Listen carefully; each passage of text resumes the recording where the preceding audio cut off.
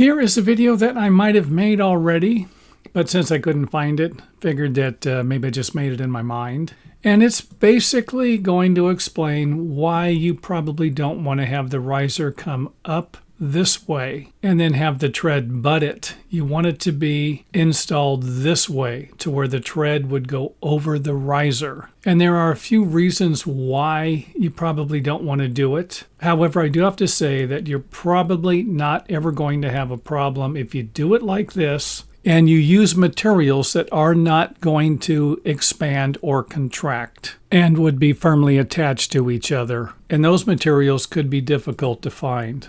So I would say stick to this method here because it's going to provide you with a flat surface without any gaps at the front of each stair step. Unlike this one here, unless, like I said, you've installed it perfectly and you'll end up with limited or no movement at all along the front of each step. So you can see where this would be a problem here if the riser is sticking up a little bit.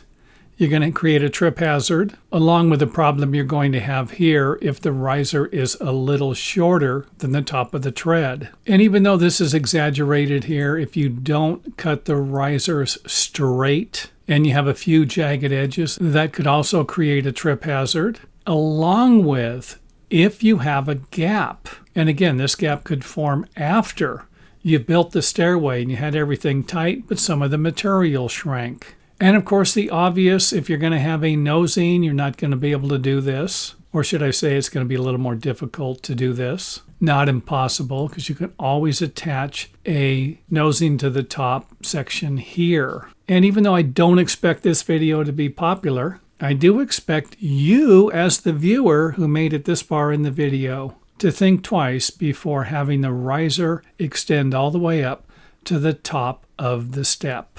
And thanks for watching. If you enjoyed the video, let us know by hitting the thumbs up button or letting us know in the comment area.